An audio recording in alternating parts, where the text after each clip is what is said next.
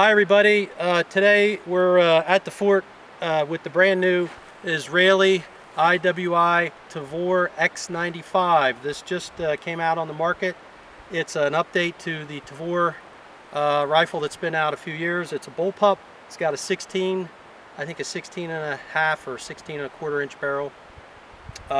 Your action of course is back in the stock, all the weights back on the back here, so it bounces very easy. Your mags go there, your bolt release is there. The Israelis have a method where this flat part, you wedge your forearm to help lock the gun into your shoulder. I've got a Trijicon TR24G. It's a 1x4 scope that's illuminated with fiber optic and tritium, doesn't use any batteries. I've got the scope zeroed. So we'll do a little drill here on the short range. We're going to try to put one in the black center target and then clear all the pins and clear the clay birds. So got my shot timer here. The rifle's ready to go. Got the timer on delay, so we'll go ahead and start. We're about 20 yards, give or take. And here we go.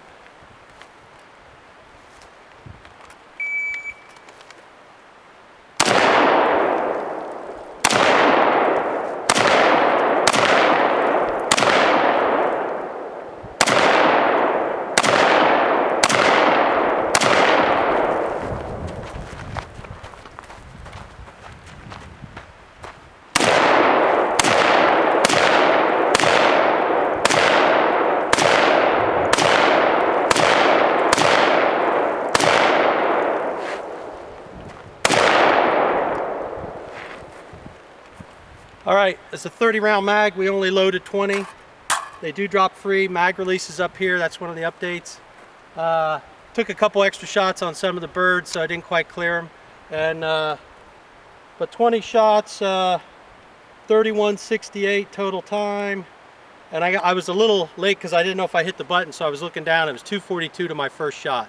So definitely still getting used to it. I need to practice a little more. It's a neat gun. I'm not crazy about this butt pad. It doesn't quite fit the shoulder. The length of pull is pretty short, but the balance, you can hold it like this all day long. So it's kind of interesting, very different than an AR, something I wanted to try. You know, it definitely seems to run pretty good. Okay, next up, of course, my opinion, the best combat rifle out there. This is a SCAR 16, exactly the same as a SCAR 17, except it's chambered in 223 5.56 NATO. This has got a Steiner 1x4 scope, 30 round mag, but we've got 20 loaded in it. Geisley trigger, so it's tricked out a little bit, light. And we're going to run the same drill, and we're using Wolf steel case ammo. Runs fine, SCAR doesn't care. And do the same thing, 20 shots, try to clear 20 targets, see how we do. So I'll set the timer up and we'll get ready to go.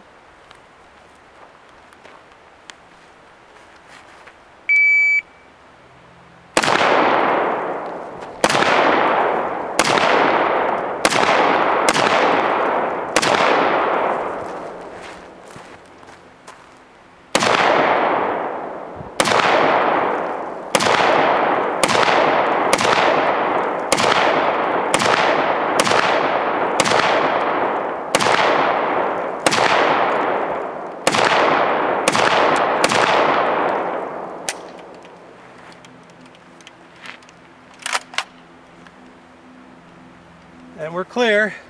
She didn't lock back on that last shot. The Wolf is a little underpowered, so it normally has no problems, but it didn't lock back on the empty mag, but when I did it manually, it did. The other thing, if you'll notice, that's the trouble with having too many guns. This scope has got a range finding BDC reticle, so this scope is zeroed at 100 yards. So it's dead on at 100. I use the second hash for 200, 3, 4. I think it goes up to 500. Here we are in the short range, and I was doing the holdover for 50 because most of these scopes, these 1x4s I have, zeroed at 50 yards, so I had to like catch myself. I saw that I was missing, then when I brought it up, I was hitting it. So you kind of gotta, I have so many different platforms, then you gotta remember what you got zeroed for what, but that's my excuse and I'm sticking to it. Thanks a lot. All right, up next we have an AR that I built using a Palmetto State Armory pencil barrel FN upper. So this is the barrel's made by FN. It's chrome lined. It's, as you can see, a real thin profile. I have my Saker 7.62 suppressor on here.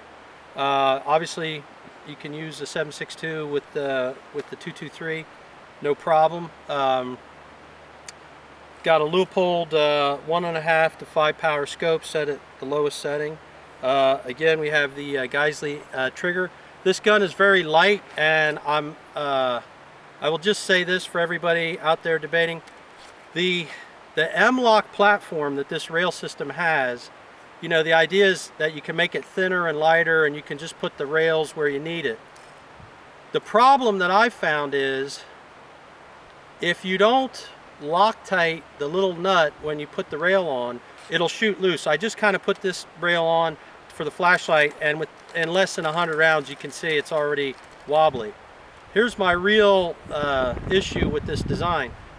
They use small T10 hex screws so that you can't get a lot of torque. If you put a drop of blue Loctite, as soon as you go to try to torque it off, the screw strips.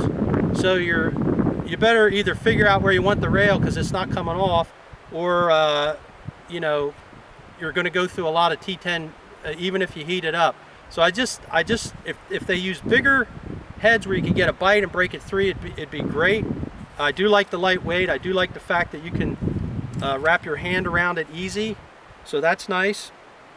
Running a H3 buffer to kind of help for the overgassing from the suppressor. The other very important thing, we're running a gas buster charging handle.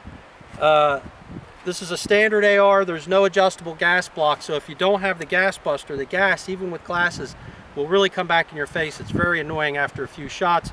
The gas buster vents the gas. It's got a ridge on the back to try to stop it. It vents it out on the side.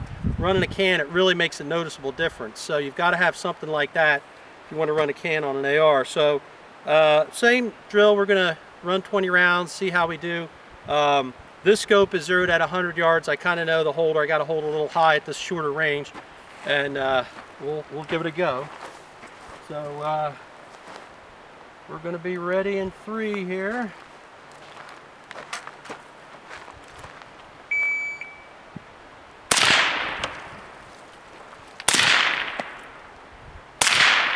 Gotcha.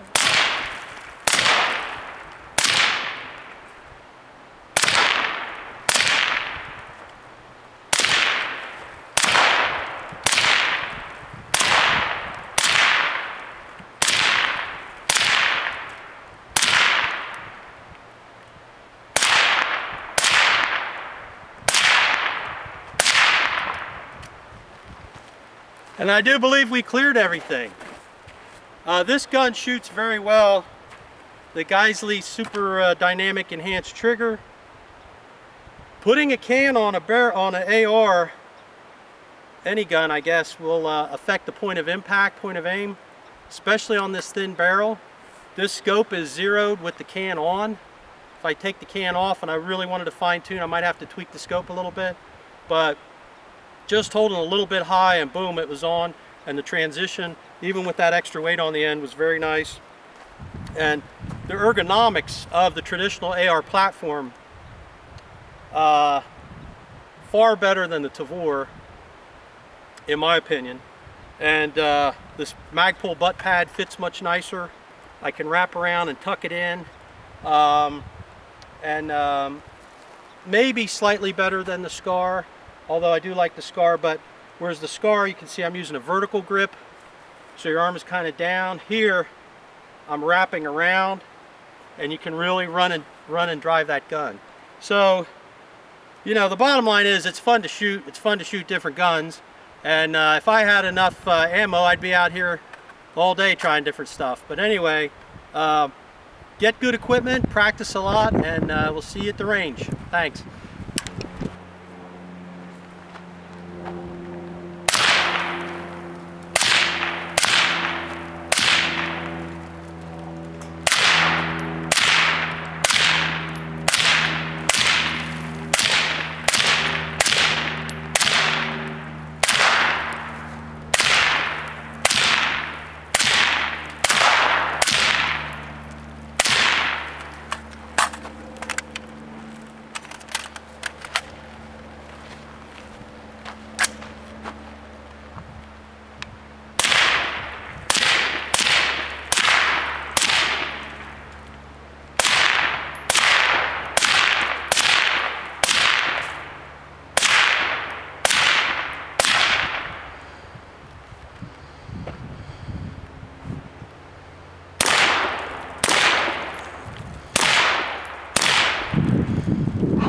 Four.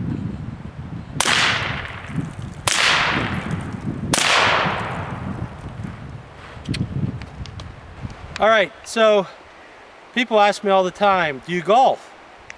I say only with a rifle. That's the best kind of golfing there is.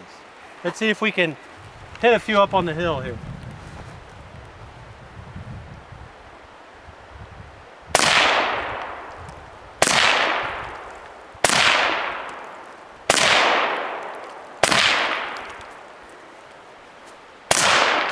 Four.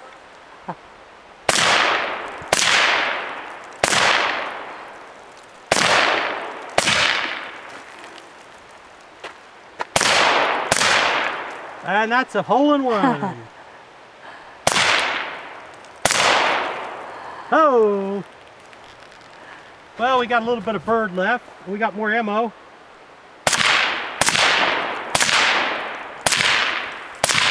No more birds left. Boring paper targets, I guess.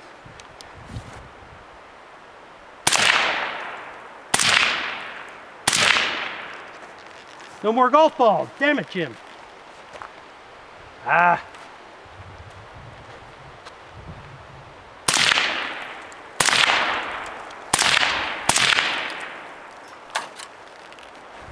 Golfing with a rifle, it's the best way.